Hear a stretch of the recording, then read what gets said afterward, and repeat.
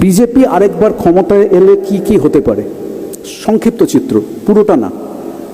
1, 2025-এ আরএসএসের 100 বছর পূর্তি, ভারতকে হিন্দু রাষ্ট্র ঘোষণা। আমি তো আরএসএসে ছিলাম, তো তাদের থেকে বেরিয়ে চলে আসার পরে গত 40 বছর ধরে আরএসএসের বিরুদ্ধে কাজ করে যাচ্ছি। RSS is a fascist organisation. They were founded in 1925, 1925 সাল থেকে আজকে 2024 সাল পর্যন্ত তারা আস্তে আস্তে ভারতবর্ষে জাল বিছিয়েছে এবং তাদের লক্ষ্য হচ্ছে ঠিক হিটলার যেমন 1930-এর দশকে জার্মানিতে ভায়োলেন্সের সাহায্যে এবং ইহুদিদেরকে এনিমি, শত্রু চিহ্নিত করার মাধ্যমে এবং গণতন্ত্রকে কাজে লাগিয়ে যেমন তারা ক্ষমতায় এসে গণতন্ত্র চিরকালের মতন ধ্বংস করে দিয়েছিল, RSS has this purpose, this sole purpose, to take advantage of democracy in India and create a perceived enemy, that is the Muslims, and then they will destroy democracy once and for all if they come back to power. এই ব্যাপারটা আপনাদেরকে বুঝতে হবে। BJP খালি আরেকটা রাজনৈতিক দল নয়, বিজেপি হচ্ছে একটা আরএসএস পরিচালিত রাজনৈতিক ফ্রন্ট এবং they are fascists.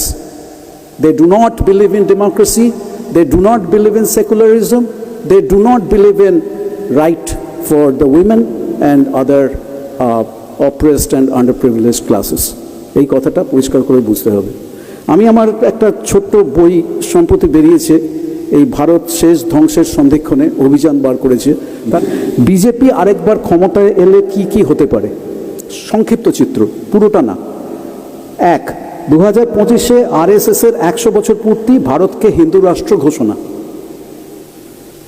নাম্বার 2, অর্থনীতির সম্পূর্ণ বেসরকারীকরণ। নাম্বার 3, মার্কিনী মডেলে সর্বময় কর্তৃত্বে রাষ্ট্রপতি বা প্রেসিডেন্ট চালিত সরকার। 4, ইসরায়েল মডেলে সংখ্যালঘুদের প্রান্তিক শ্রেণীতে পরিণত করা এবং তাদের কর্ম ও বসবাসের স্বাধীনতা চূড়ান্তভাবে খর্ব। 5, হিন্দিকে একমাত্র জাতীয় ভাষা ঘোষণা।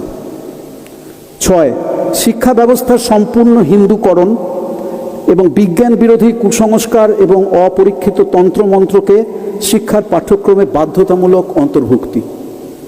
7, নতুন আইনে রাজনৈতিক বিরোধিতা, শ্রমিক ইউনিয়ন করার অধিকার, কৃষকদের অধিকার, বাক স্বাধীনতা এবং মিডিয়ার স্বাধীনতা সম্পূর্ণ লোপ। 8, সারা দেশে এবং বিশেষ করে সীমান্ত এলাকায় হিটলারের গেস্টাপো বাহিনীর অনুকরণে গুপ্তচর বৃত্তি ও নজরদারি বাহিনী তৈরি, যেখানে আরএসএস ও গেরুয়া শিবিরের কর্মী ও স্বেচ্ছাসেবকদের কর্মসংস্থান হবে।